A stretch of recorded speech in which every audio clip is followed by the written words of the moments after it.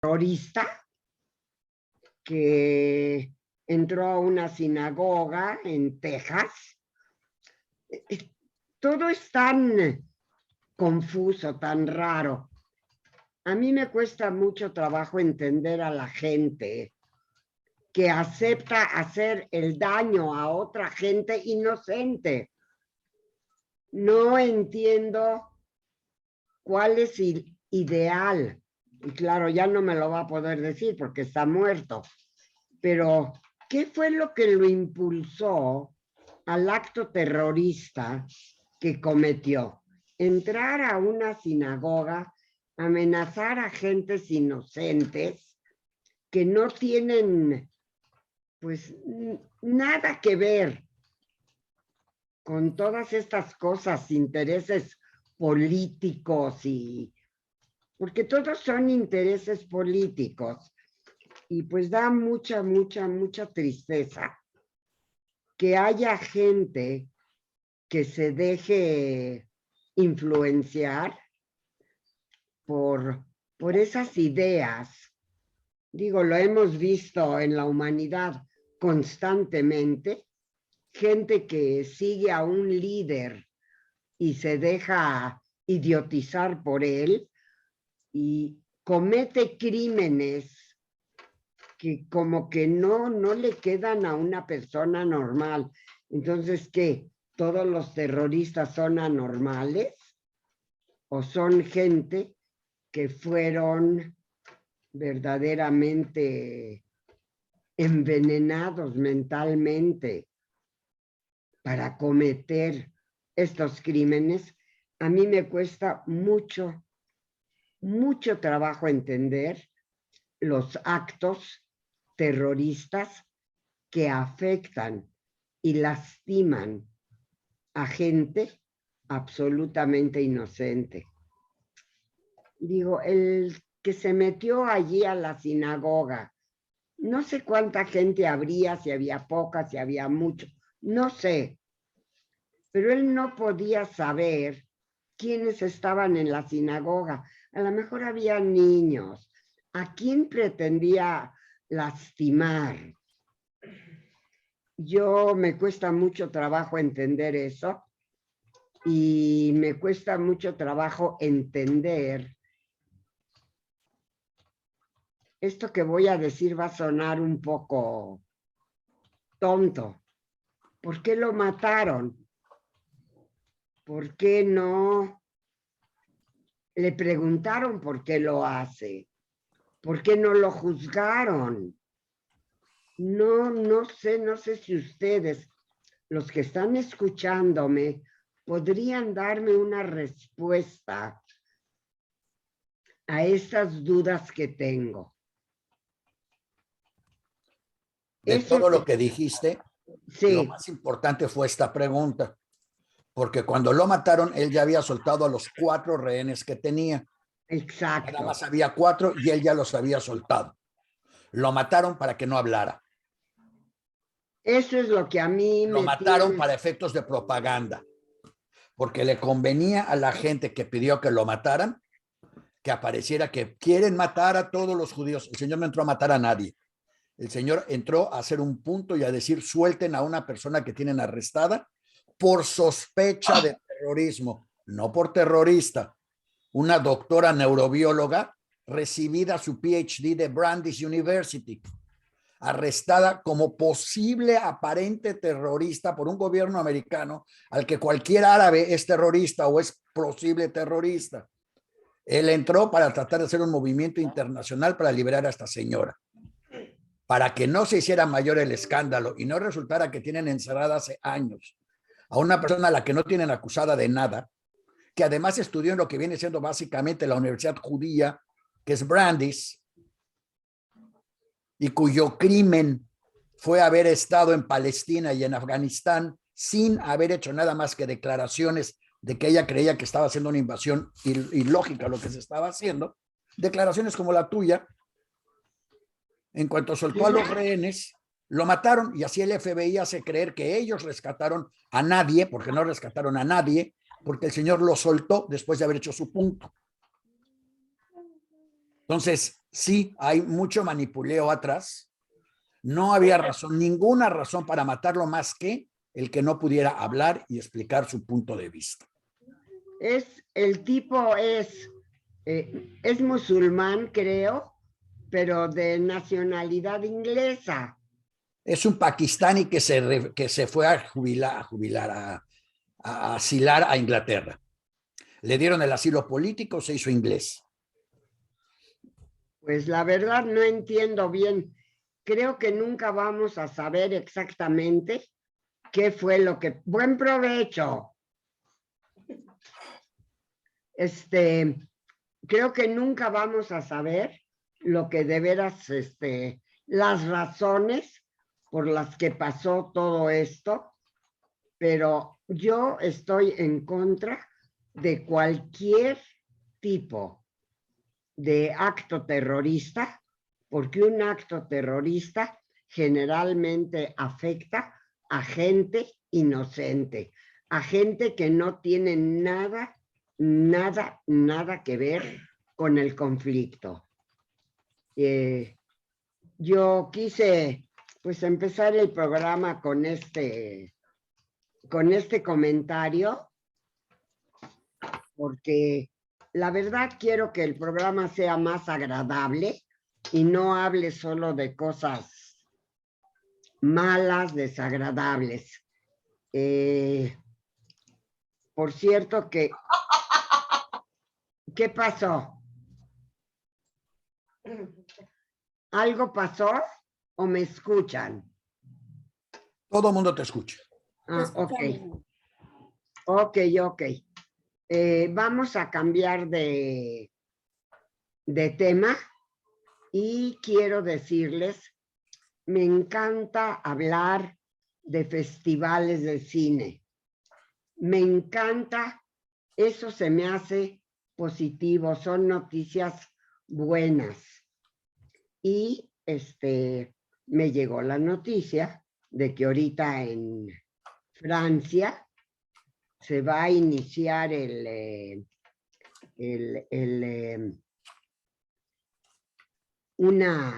una serie, va a empezar. El Festival de Cine Judío de Francia, mamá. Exacto, el Festival de Cine Judío de Francia, y le pedí a mi especialista en cine, al maestro Juan Ricardo Kojuk, mi sobrino adorado, que nos haga el favor de explicarnos exactamente qué es este festival, cada cuándo se hace, bla, bla, bla, bla, bla. Y le pedí que por favor pues participara en lo que ya se convirtió en nuestro programa, porque me aprovecho de él cada semana para que haga algún comentario, para que diga qué es lo que pasa en el mundo del cine. Juan Ricardo, ¿me estás escuchando? Claro que sí, aquí estoy listo para empezar. Ok, te doy la palabra y explícanos en qué consiste este festival. ¿Es un festival popular? ¿Se hace seguido? A ver, todo lo que sepas de este festival y qué tipo de películas pasan.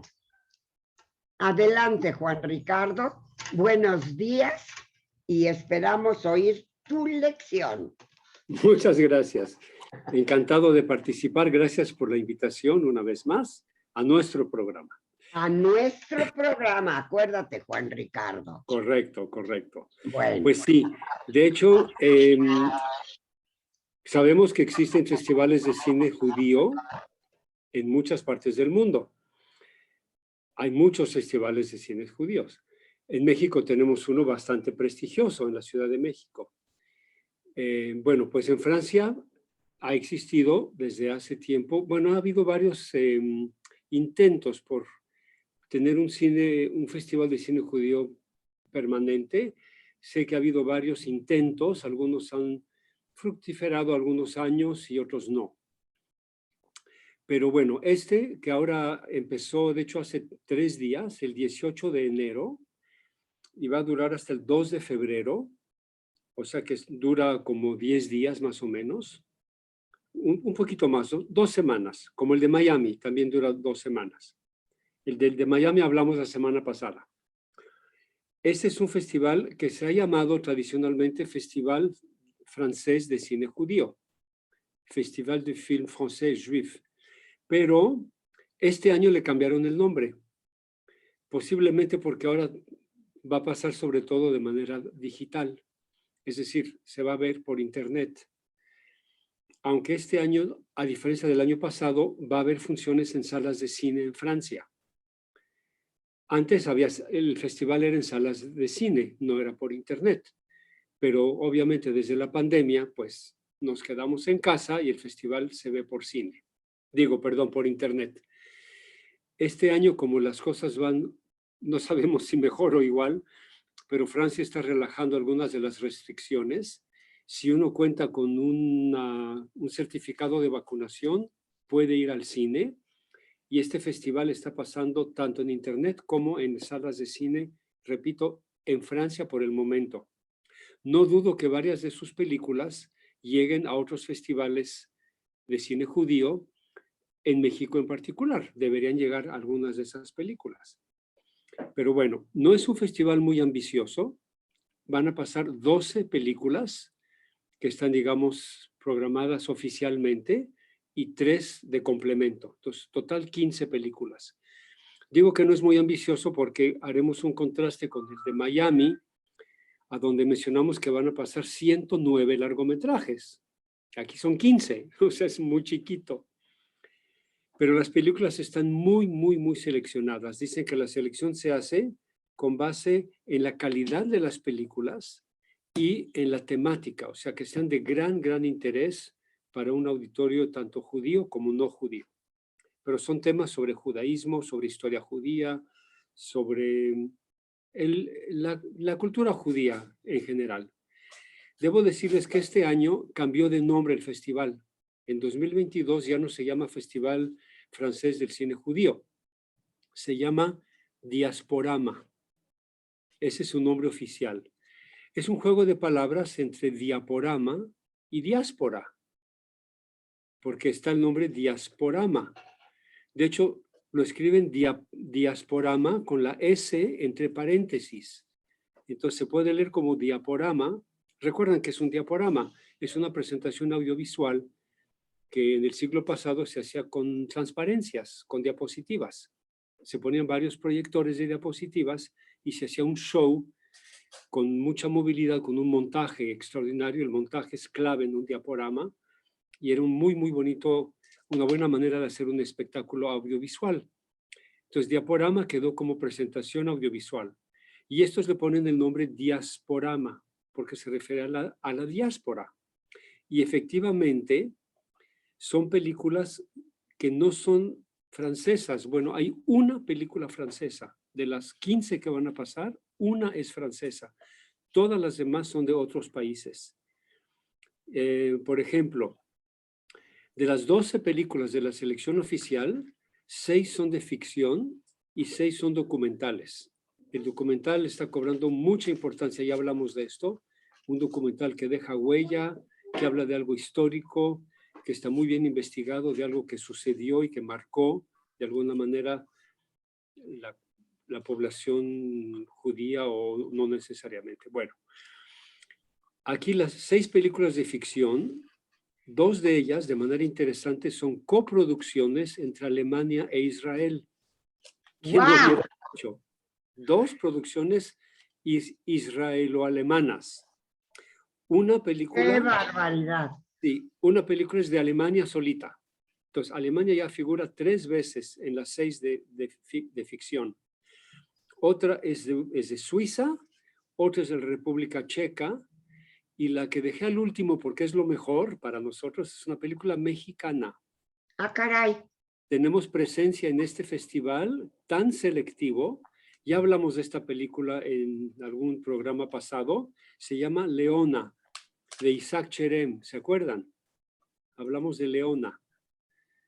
Es la película... Recuérdanos, porque a mí ya se me olvidó. No sé a quién más, pero a mí ya se me olvidó el asunto. En ocasión de las nominaciones al Oscar y a los Globos de Oro, mencionamos la presencia de cine mexicano, Ajá. hecho por cineastas mexicanos y judíos. Y esta es la primera película de Isaac Cherem, creo que la produce con su hermano, se llama Leona, y es la historia de una chica en México, judía, Sí. que tiene un novio que no es judío y en su comunidad está muy mal visto, y bueno, es toda esa historia. Esta película fue seleccionada para este festival francés, y entonces México, orgullosamente para nosotros, tiene una presencia. Wow. Las otras películas que son documentales, o sea, tratan de hechos reales, ya sea contemporáneos o históricos. Una es de Israel, otra es de Dinamarca, una es de Francia, dos son de Estados Unidos y una es del Reino Unido. Entonces, sí es de veras una presentación de cine de muchos países. Después tienen lo que llaman películas patrimoniales, porque tienen un valor intrínseco. Tienen una película de Estados Unidos y otra película en dos partes de Egipto, pero con temas de judaísmo. Se llama Los Judíos de Egipto. Wow. Y viene en dos partes, del director Amir Ramsés. Esta película ya no es tan reciente, es de 2013-2014, la película egipcia. Y la película patrimonial de Estados Unidos, The Long Way Home, habla sobre consecuencias del Holocausto, es de Estados Unidos y es del año 97. Entonces esas son películas que llaman patrimoniales, porque son como, digamos, tesoros de la cinematografía mundial.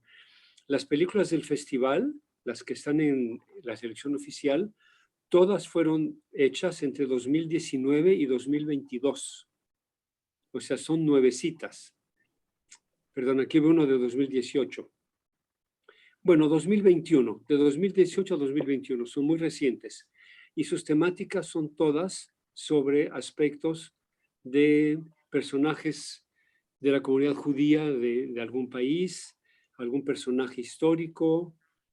Bueno, el caso es que son temas que interesan mucho a la comunidad judía. Este festival se organiza cada año, por estas fechas más o menos, y ahora, como les comenté, debido a la pandemia, está pasando por internet. Lo malo en cuanto a nosotros, que estamos fuera de Francia, es que solo se puede ver desde sitios de internet de Francia. Hay que estar en Francia para entrar. Y solo dan 3 días para ver una película. Pero en cualquier territorio francés, los territorios de ultramar como las islas de Guadalupe y Martinica y otras islas que hay por ahí, ellos sí lo pueden ver. Nosotros lo vamos a tener que esperar cuando llegue a salas de cine en algún festival de cine judío. Espero que el de la Ciudad de México. La selección se ve muy buena, muy profesional, tiene personalidades del cine israelí y además van a tener, mencionan como extra, sesiones donde van a entrevistar a directores, a productores, artistas. Entonces, muy completo el festival, con su nuevo nombre Diasporama, y pues esperamos que tengan mucho, mucho éxito. Las películas se ven de veras muy buenas. Y me gusta que sean de tantos países diferentes, todas sobre temas relevantes para una comunidad judía. Pues Juan Ricardo, de veras, yo te agradezco mucho todo esto que nos platicaste. Yo no tenía la menor idea el menor conocimiento acerca de esto y te lo agradezco, por eso le digo nuestro programa. Así es, muchas gracias. Déjame agregar algo para terminar. Sí. Esto ya es un comentario totalmente personal, pero a mí me da mucho gusto y orgullo ver que en Francia existen manifestaciones culturales judías, porque Francia ha sido un país con una historia tristemente de antisemitismo, a veces muy flagrante, muy obvio. No necesito recordar los años de colaboración del gobierno de Vichy durante la guerra, que fue una vergüenza que no se va a borrar nunca, pero también en tiempos más recientes han existido y siguen habiendo en Francia manifestaciones antisemitas. Atacan un cementerio judío, atacan una sinagoga, un restaurante kosher. Tristemente el antisemitismo existe en Francia. No es así rampante que digamos, pero existe y hay manifestaciones con cierta frecuencia, lo cual pues es alarmante. Entonces, qué bueno que en contraste con esa realidad haya un centro cultural de arte del gobierno que apoya este festival organizado por comunidades judías de varias ciudades de Francia. La cultura judía existe y vive en Francia y eso es muy bueno. De veras, Juan Ricardo, ya no sé qué fue mejor, si tu comentario del final o todo lo que nos platicaste del festival. Pero yo de veras, te lo agradezco. Espero que la semana que entra haya algo más que comentar. A lo mejor nos puedes preparar comentarios de las películas que se van presentando y que te vas enterando tú de lo que opina la prensa y cómo qué éxito han tenido las películas. Con mucho gusto. Muchísimas gracias. Un gran placer. El agradecido soy yo. No. Seguimos con nuestro programa. Ok, seguimos con nuestro programa, Juan Ricardo, y sígueme apoyando, por favor, ¿eh? Claro que sí. Ok, muchísimas gracias. Hola, Judith. Ya estoy de regreso contigo. ¿Qué te pareció todo lo que nos dijo Juan Ricardo?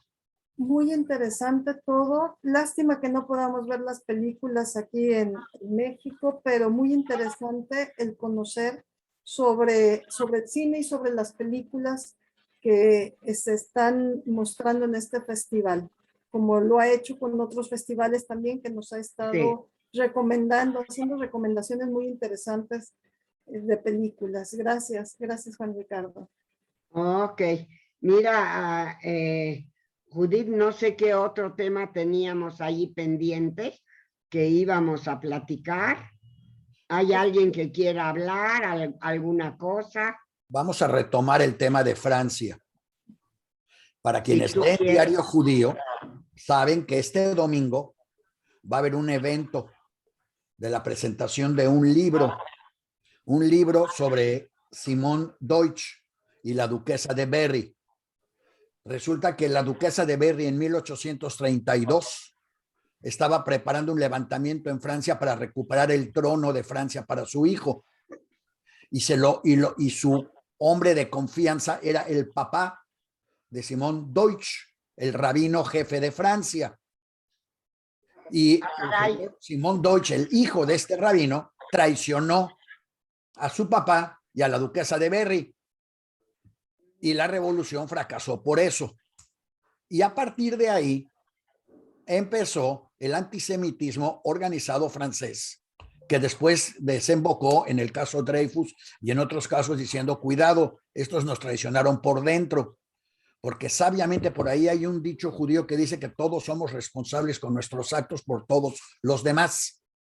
Cuando un judío hace una estupidez, nos la cargan a todos. Cuando un cristiano hace una estupidez, fue un cristiano estúpido. Entonces, dado que aquí trabajamos en grupito, Simone Deutsch tiene el placer de contar con el honor de saber que gracias a él se inició de manera organizada el antisemitismo en Francia y por ende en el mundo occidental a partir de 1832. Antes de 1832 había persecuciones, había todo tipo de cosas, pero no era realmente antisemitismo, eran manipulaciones de señores feudales o de reyes para manejar a sus pueblos y hacer una serie de cosas. Y un día antijudías y otro día antimusulmanes y otro día eran antiluteranos y eran anti todo, todos eran contra todos según les conviniera. A partir de esta fecha se estableció que hay que tener cuidado a quién le dices dentro del gobierno francés o dentro de las confabulaciones francesas, porque no vaya a ser que haya un Simón Deutsch ahí metido. Y esta semana, el 23 de enero a las 2 de la tarde, va a haber una conferencia al respecto. Quien quiera más datos puede checar en Diario Judío, en el calendario de eventos, y registrarse ahí es gratuito. Y van a presentar este libro y toda esta investigación hecha por Maurice. ¿En qué idioma va a ser la conferencia? En inglés. ¿Con subtítulos? No lo creo. La gente parte de la base de que en el mundo todo el mundo habla inglés. Por consiguiente, los que no hablen inglés, que se pongan a aprenderlo, porque cada vez más gente habla inglés. Ni modo. Pero no. Bueno, espero que me recuerdes ya cuando esté cerca la fecha. Muchísimas gracias por la información. Ahora vamos a seguir con el tema. Sí. Porque así como el Simón Deutsch generó toda esta repercusión allá, en México hubo un tema muy extraño, parecido al de Texas. Una maestra en una escuela hizo un pésimo chiste. Muy mal chiste. Y además lo hizo con mala leche. Y lo hizo para decir, a ver, el chiste es el famoso chiste, bueno, ya ahora es famoso, no lo era, ¿en qué se diferencia una pizza de un judío? Y la respuesta era en que la pizza no grita cuando la sacas del horno. Y una alumna que estaba ahí sentada con ella en la clase se ofendió, se levantó y se salió diciéndole que era de muy mal gusto su chiste, pero no lo respondió. Nosotros informamos lo que había pasado, el rector de la universidad mandó una carta diciendo bla, bla, bla, ellos nunca querían, etcétera. Comité Central se metió a ser parte del ruido y de pronto resulta que corrieron a la maestra por el chiste o el mal chiste. Pero nadie le contestó ni nadie nada. Yo creo que aquí hay respondiendo a la misma pregunta, ¿por qué mataron al otro? Es por qué mataron prácticamente, ¿por qué corrieron a la maestra? No la debieron haber corrido. Y nosotros en Diario Judío le estamos ofreciendo a la maestra nuestros micrófonos y nuestras páginas para que responda a su favor, porque si bien creemos que el chiste fue de muy mal gusto, creemos que fue de más mal gusto correr a una maestra por hacer un mal chiste, porque ahora resulta que somos tan sensibles que cualquiera que haga un chiste de judíos tiene que ser corrido.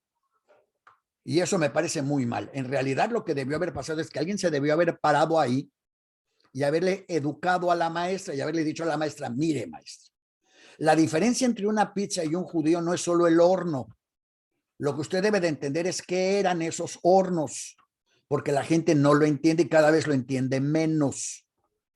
Al mismo tiempo que los alemanes masacraron 16 millones de personas en campos de exterminio, los rusos mataron a 20 millones y los chinos a 30.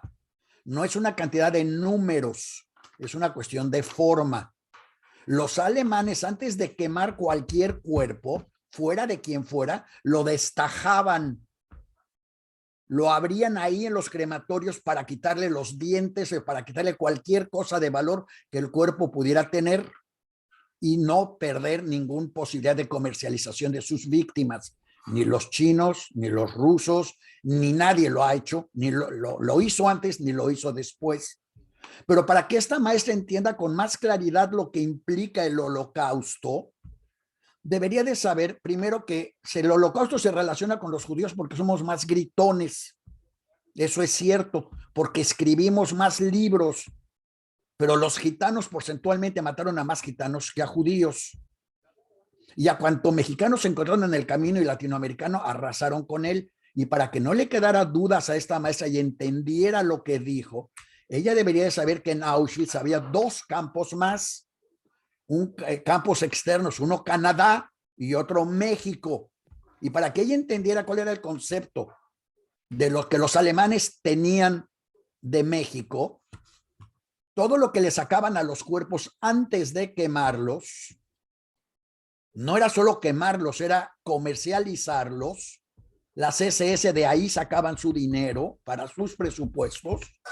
Antes de quemarlos, Si había algo bueno, dientes de oro, marfil, lo que fuera, lo mandaban al campo Canadá. Y todo el mundo sabía que había que ir al Canadá a sacar pieles, oro, relojes, anillos, monedas, lo que fuera. Todo lo que ya no servía para nada, lo mandaban al campo México, que era ya el fondo del barril de Auschwitz. Lo que ni siquiera podían quemar o enterrar, lo mandaban al campo México. Ese es el concepto de México y los latinos en la ideología nazi. Y si nosotros no somos capaces de explicarle a la gente que el problema de los nazis no es que marchan, no es que gritan y no es que patean, es que comercializan al humano en una forma absoluta, sus víctimas no solo son víctimas, sus víctimas son producto e ingreso para sus fábricas, para sus gentes, para hacer lo que tienen que hacer.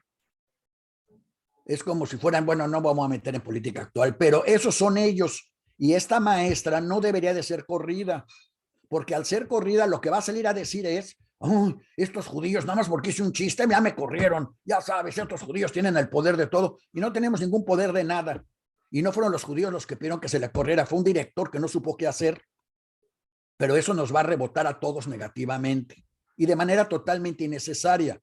Cuando si la misma situación hubiera servido para que sirviera de aclaración. También este domingo, con Isaac y tenemos el programa en Diario Judío, también el programa en el que entrevistan a descendientes de sobrevivientes. La gente debería de escucharlo para saber cómo este trauma pasa de generación en generación. No es una pizza, no es un tipo al que quemaron ni es un tipo al que mataron. Es una situación que se transmite de generación en generación, de país en país. Y si la gente pudiéramos explicarle a la gente el concepto de todo esto, podría entender hasta qué grado nos afecta hoy, cuando hoy todo el mundo está hablando del genocidio que se está llevando en China, y probablemente de todos los que estamos ahorita aquí en el programa, yo creo que ninguno de nosotros ha oído hablar de los uigures. Y los están matando en campos de exterminio en China. Y se está hablando de boicotear las Olimpiadas porque está pasando en China lo mismo que estaba pasando en Alemania. Si esta maestra, si sus alumnos entendieran, sabrían que está dando vuelta el reloj y que todos estos gobiernos populistas en todo el mundo, desde Argentina hasta Estados Unidos, y de hablar de Europa y de Hungría y Polonia, están haciendo exactamente lo mismo que hacían en los años 30. Y entonces a lo mejor estarían como los judíos, tratando de gritar y de advertirle a la gente que ahí viene otra vez una repetición. Rusia con Estados Unidos están en la frontera de Ucrania haciendo lo mismo que hizo Alemania con Rusia en 1939. Los chinos están haciendo en sus campos de exterminio lo mismo que los alemanes estaban haciendo en Dachau antes de las mismas Olimpiadas. Trump está levantando aquí a la gente con todos sus rollos en contra de la democracia, exactamente igual que lo hizo Hitler en su momento en contra de la democracia alemana, con la única diferencia de que hasta el momento, por lo menos, pero no por mucho tiempo, yo creo, las instituciones democráticas de Estados Unidos se han podido sostener porque la democracia tiene un poco más de años que las que tenía en Alemania. Pero igual van a perder las próximas elecciones. Esto es una repetición. Y en vez de estar diciendo, vean lo que pasó, deberíamos decir, entiendan lo que pasó y por qué se puede repetir. Y por eso, insisto, la maestra está invitada a presentarse aquí y a escribir con nosotros para explicar por qué se le ocurrió hacer un chiste tan malo. Yo lo entiendo muy bien, yo siempre hago ese tipo de comentarios, todos los que me conocen lo saben. Tengo la habilidad de decir lo más equivocado en el momento más incorrecto. Ella ya lo hizo también, ella me ganó. Pero no es el primer chiste que oigo del Holocausto, ni va a ser el último. Y si cada vez que alguien haga un chiste del Holocausto nos vamos a desgarrar la ropa y vamos a hacer un tango, solo estamos demostrando nuestra ignorancia y nuestro manejo a nivel de sensibilidad de lo que no podemos manejar a nivel de intelectualidad. Y creo que es un tema que todos deberían de pensar. El Holocausto no es algo sensibilero, el Holocausto es algo intelectual que hay que saber manejar y poder evitar otra vez. porque no solo de los judíos nos pasó, a todo el mundo y le costó 50 millones de gentes a todo el planeta, que ni cuenta se dieron porque ya estamos de regreso. Pero de esos 50 millones todos eran sobrinos o tíos de alguien, o mamás o papás o hijos. Y no vaya siendo que los próximos sean nuestros. En fin, ese era el comentario que quería yo hacer así, tangencial, aprovechando el tema de Texas. En Texas trataron de evitar lo mismo, que el señor hablara para no tener que explicar por qué hay gente en las cárceles, porque se ve musulmana o porque es musulmana. Digo, porque es obvio, casi es obvio, que una maestra en bioneurología, graduada de Brandeis, no es una terrorista. Puede tener simpatías pro-palestinas, eso no es un crimen. Muchos las tienen y con justa razón. Pero eso no es para que la arresten y la tengan encerrada, ni para que maten al otro que quiere llamar la atención hacia ella. Todas las señales en todos lados señalan a una repetición de los años 30. Y la pregunta es si esta vez vamos a tener la capacidad de evitar el 1939 o si vamos a caer otra vez en lo mismo.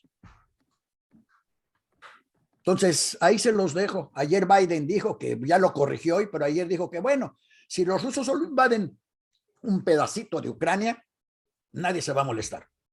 Y luego lo corrijo, dijo, no, ningún pedacito, me equivoqué. Pero fue lo mismo que dijeron los rusos. Si Alemania se queda con la mitad de Polonia, no hay problema, yo me quedo con la otra mitad, y así empezó la guerra. Así que bueno, ahí se los dejo, ya que querían hablar del tema de Texas, del tema Holocausto, del tema de los chistes. Y Daniel, nada más voy a estar en contra de varios puntitos que dijiste. Uno, no puedes comparar para nada lo sucedido en Texas con esto. A la maestra no se le mató, no se le cayó. O sea, te puede hablar y puede expresar todo, pero no es comparativo, no es esto. Dos, lo de Texas sí hay varias de estas. No lo soltó, escaparon de alguna manera. Se ven los de estos, se ve en el video. Hay un video donde se ve que el cuate sale a disparar a cuando están huyendo y se ve cuando dispara. Entonces, te da un significado de por qué le dispararon, pero no importa. Hay varias cosas y las teorías conspiracionales son interesantes. No tiene nada que ver la maestra, que como tú dices, no es un acto antisemita a mi punto de ver, es un acto, no quiero decir tonto, de no saber qué y que se hizo curioso y todo, y donde además, como dice, algunos se dieron cuenta o no, cuando va a contar el chiste, empieza a contar el chiste y le pregunta a alguien de nombre Isaac, que no es judío, hasta donde tenemos entendido, ¿qué opina del chiste? Lo cual demuestra que es una estúpida, pero si matamos... ¿Cuál es la respuesta al chiste? Quitamos de sus empleos a todos los estúpidos, a lo mejor varios países. Espérame, Daniel. Espérame. Está bien. Espérame.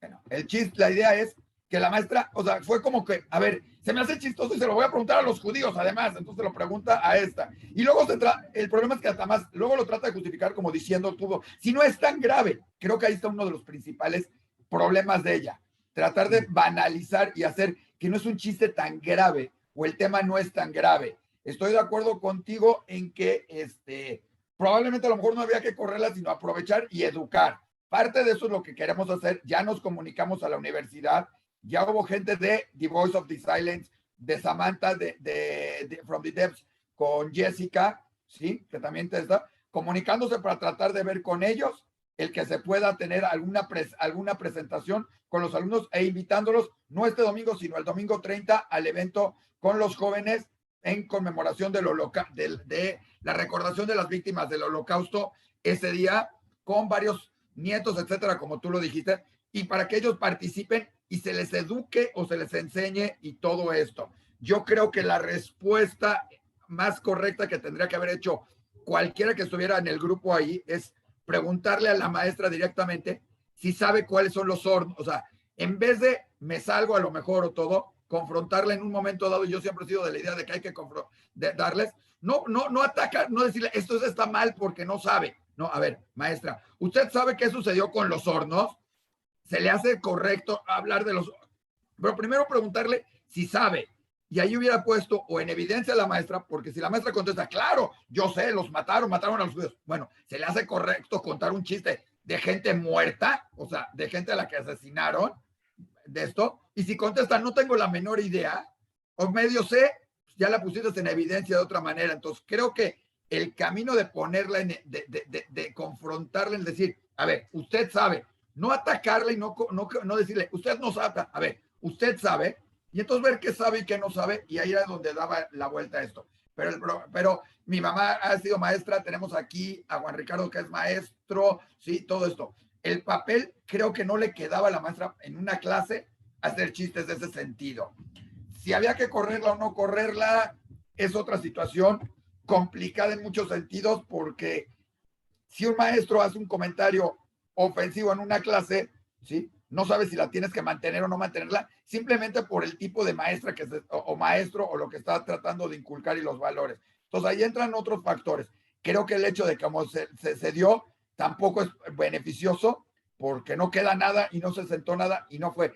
Como alguien puso, o sea, curiosamente en Twitter, alguien acusó duramente de haberla corrido. Dijo, qué bueno, muy mal el chiste, muy mala la actitud, todo. Pero justamente puso, y un comentario medio antisemita pone por ahí, ¿sí? Estos, o sea, no por eso, sino de los judíos en general, y pone, lo interesante tenía que haber sido educar y aprovechar esta oportunidad para educar sobre el holocausto. O sea, entonces, hay de todo en esto, y es mi punto de vista en ese sentido, pero no puedes comparar una situación con la otra. No puedes comparar una situación de un cuate que entra con una pistola, por la situación que sea, y toma rehenes, a un chiste tarugo. O sea, el secuestrador puede haber sido un tarugo por entrar, y por saber y por estar buscando lo que quisiera. Regresando al tema de Francia, una con otra. lo puedo comparar porque regresando al tema de Francia, hubo por ahí un señor Voltaire que dijo que su mejor arma y la mejor arma para la revolución era la pluma. Está bien. No el arma. Daniel, Sí lo puedo la maestra no porque buscó el hacer, arma tenía no tiene, 4 rehenes, la maestra tenía 20 y tantos. bueno, la maestra no buscó, no fue no fue, ni No siquiera lo importa. buscó, porque entonces ya caen que lo hizo premeditadamente, antisemitamente, ni siquiera. Su chiste fue, ay, está buenísimo, está padre. Ayer me lo contaron como cuando te cuentan un chiste de gallegos, de negros, perdón, de gente de color, de personas, de la esposa, de mujeres, ¿sí? O de todo eso. Entonces, cuando cuentas un chiste de mujeres, puede ser miso. Entonces, ahora los chistes tienen que ser diferentes, o en qué contexto o cómo. O sea, yo recuerdo en alguna ocasión, ¿sí? Con Facundo Cabral, ¿sí? Él tenía en su show un chiste muy parecido a este, ¿sí? Muy parecido. Y cuando acabó lo confrontamos y le dijimos, dijo, ay, es un chiste. Porque eso, no nos salimos de su espectáculo en una peña en esas épocas, pero lo confrontamos y dijimos, tú sabes qué le pasó y a ti te hubiera tocado, ¿no? Entonces, es diferente, pero es la misma. Ojo, Facundo Cabral de ese entonces a hoy no pasó nada. Hoy las redes sociales también son mucho más... Ok, tienes razón. Ahora dejemos que los demás hablen. Ya. Vale. ¿Me oyen? Sí, claro, Maya. Esto se convirtió en una plática entre Isaac y Daniel, y yo me perdí en el asunto, pero creo, es mi opinión, que cada vez que alguien expresa ideas de odio hacia otros, es malo, es negativo.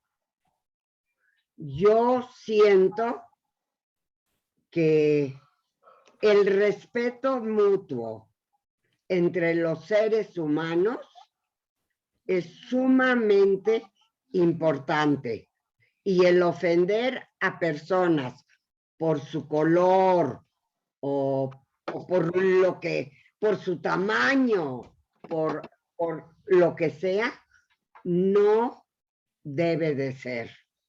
Yo les agradezco muchísimo a mis hijos que hayan participado tan activamente en el programa de hoy, pero siento que exageramos un poquito. Estoy en contra de cualquier ataque a otro ser humano por su color, por algo que él no puede evitar. Entiendo que se critique a alguien que habla en contra de otro, nada más porque sí. No es bueno. Yo agradecería mucho que alguien, si alguien quiere dar su opinión, Yo sí quiero. dime si alguien está pidiendo la palabra. Adriana está pidiendo la palabra. A ver, por favor. Adelante, Adriana. Sí, y yo nada más quiero comentar, estoy, la verdad, al 100% con Daniel. Me parece muy inteligente su propuesta. Me parece, no la había escuchado nunca antes cuando se habla del holocausto y me parece súper inteligente. Él, si no lo entendí bien, Daniel, por favor. No, si te parece súper inteligente, lo entendiste muy bien. Okay. Yo siento que lo que él nos está proponiendo es la cuestión sensible, es indudable que nos ofende. Es indudable que las groserías tocan nuestra sensibilidad y nos cae muy gordo, ¿no? Es más, ofende, lastima, etcétera.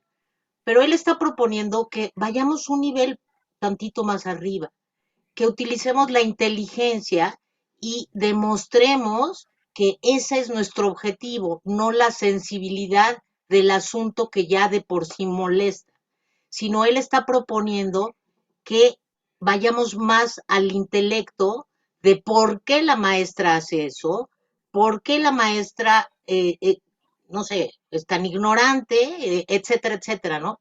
Pero no quedarnos clavados en la sensibilería, dijo él, que me parece muy inteligente, que esa es obvia que nos molesta y que nos lastima, pero tenemos o debemos como seres humanos ir un poquito más arriba, en un nivel más maduro, más intelectual, que estar diciendo que nos ha dolido y que nos duele un chiste de esa estupidez, ¿no? Y no terminarlo así, como que estamos muy ofendidos porque su chistecito, ¿no? Sino llevarlo a otro nivel más arriba. Yo estoy contigo, Daniel, me encanta tu punto de vista, creo que no es fácil llegar, pero pues ojalá y que nos quede una astillita que nos invite a cada vez que existe un enfrentamiento de estos, utilicemos ese intelecto, ¿no? Que no nos veamos tan sensibles, tan ay, es un chiste, hombre, ¿qué te pasa? ¿No? Y pues, gracias, Daniel. No, Yo te gracias. Dale las gracias por apoyarte. Yo también te apoyo. Miren, tiene que haber una reacción a esas posiciones. Si no hay reacción cuando se está atacando a alguien, vamos a repetir la historia. Creo que debemos de hablar constantemente del respeto mutuo. Es sumamente importante el respeto mutuo. Yo les suplico verdaderamente, recuerden, cuando vean cometer una injusticia, deténganlo, como puedan, pero deténganlo, porque de allí se pueden ir agravando las cosas. ¿Alguien más que quiera comentar? Yo quiero hacer un par de comentarios Sí. con respecto a todo esto. Yo estoy también de acuerdo en lo que se comenta sobre la necesidad de educar, de una mayor educación. También me parece que si la maestra es ignorante, enseñarle, y es un camino como muy fácil ahora de muchas escuelas donde un profesor comete una falta por ignorancia muchas veces, y es muy fácil decir, ya, lo corrimos, ya me quité del problema, en lugar de educar. No estamos haciendo nada como instituciones si se corre a la persona en lugar de educar. Y no nada más de ese profe, sino a todos los demás que puedan estar en la escuela, que pueden estar cometiendo los mismos errores por ignorancia. Creo que es muy importante esta parte de dar la información y formar a los profesores para que esto no se siga dando, ¿no? Y creo que esa parte sí tenemos que tomarla en cuenta y no tomar como una solución que ya se corrió al profe. Eso no soluciona nada. Va a venir otro profe que a lo mejor hace lo mismo o peor, porque no estamos educando. Y sí creo que es muy importante también conocer la historia, porque la estamos repitiendo y no somos conscientes de eso, ¿no? Sí. No toda la gente se está dando cuenta de esto y creo que ese es un punto muy importante también de lo que mencionaba Daniel y de lo que mencionó Isaac. Eso es. Gracias. Gracias, Judith. ¿Alguien más que quiera comentar? Bueno, Shalom, Shabbat Shalom. Shabbat Mi nombre shalom. es Sánchez. Escuchando las noticias desde la semana pasada acerca del atentado que hubo en Estados Unidos, pues es reprobable, ¿verdad? Porque seguimos viendo ese odio contra la comunidad judía, pero la confianza pues siempre hay que ponerla en el Señor y estar muy alertas y despiertos, ¿verdad? Pues es mi comentario y rogándole al Señor, pues los cuide mucho, que hay quien pide también por el pueblo de Israel, esperemos que sea escuchado también, ¿verdad? Y bueno, Shabbat Shalom, que estén bien. Gracias. Muchísimas gracias por su comentario.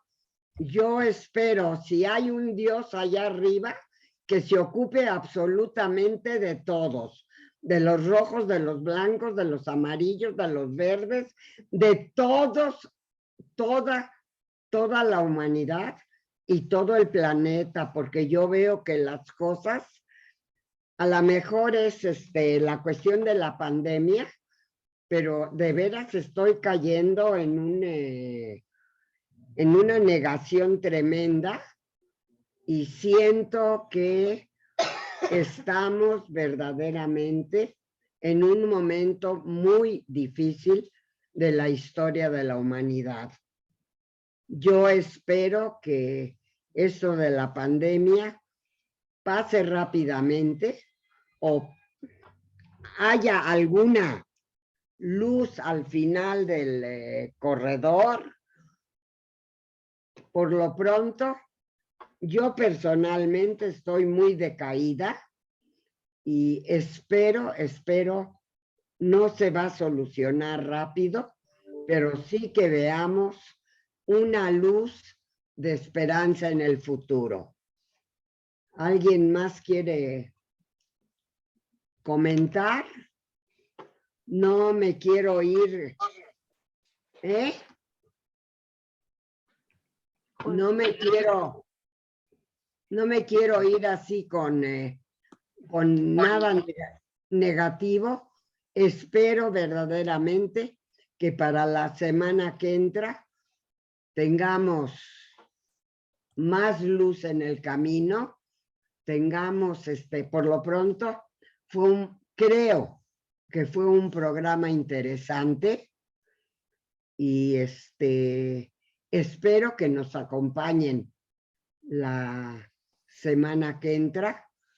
Yo personalmente me siento medio rara hoy, pero espero estar perfectamente bien para la semana que entra. ¿Alguien más quiere despedirse? ¿Quiere tomar la palabra? Sí. A ver. Antes de terminar, quiero unirme yo también a agradecer a Daniel y a Isaac, a felicitarlos por su explicación. Creo que Daniel habló muy bien, fue casi una lección, una clase, y creo que tiene muchísima razón.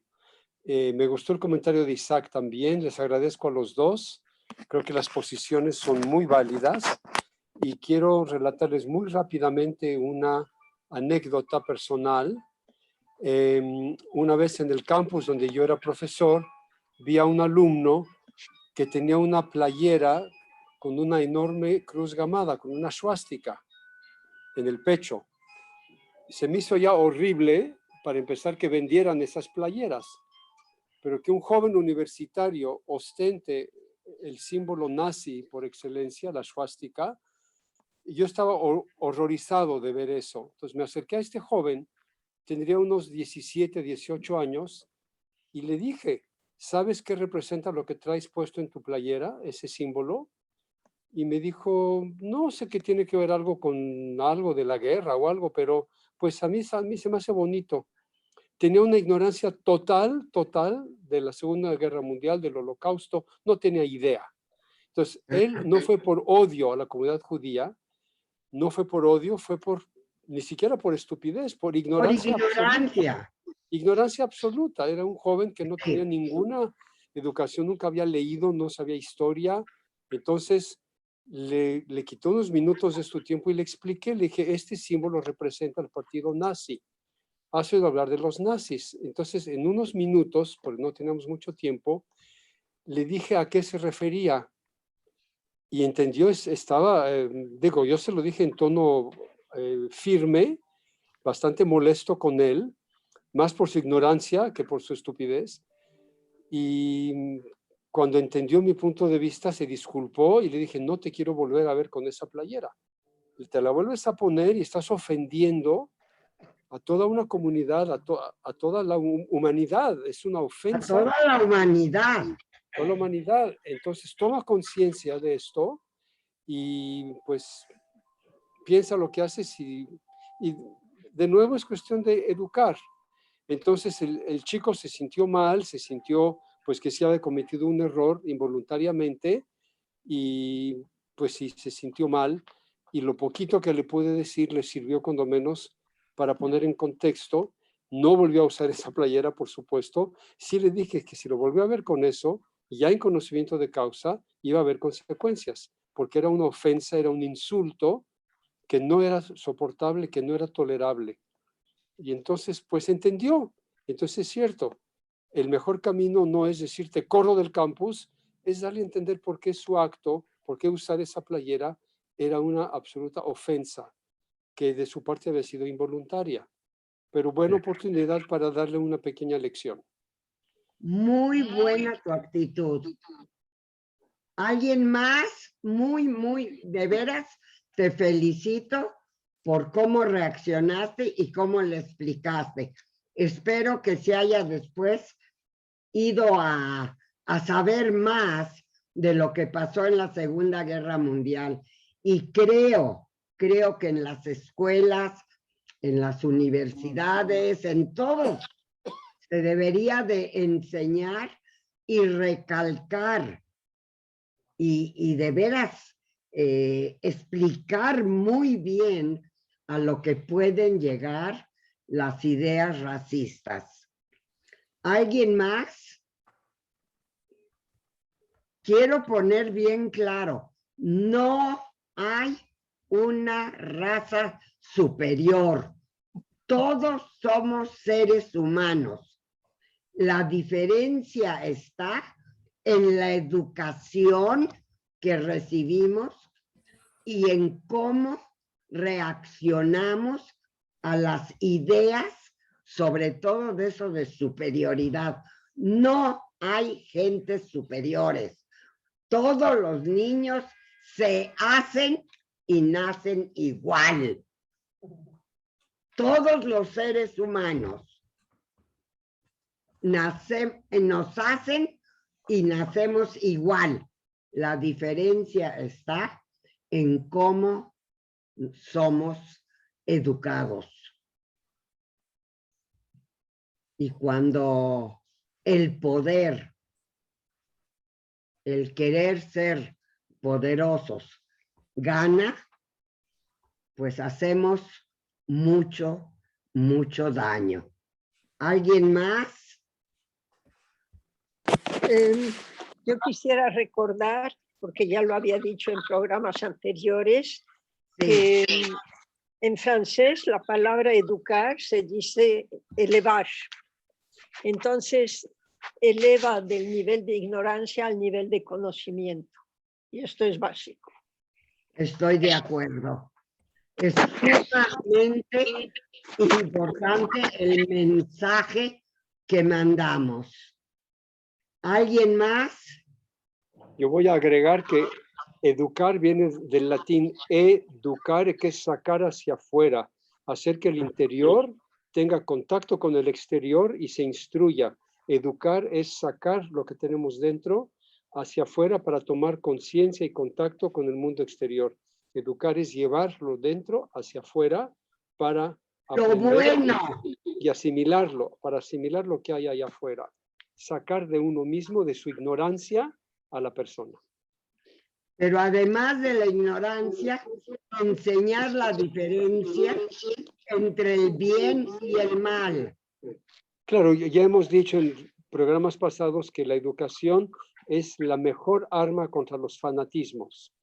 Ojalá de veras eso se hiciera mundial para todo el mundo. Daniel, ¿quieres agregar algo? No, fue un placer. Nos vemos la próxima semana. Gracias por haber participado tanto, ¿eh?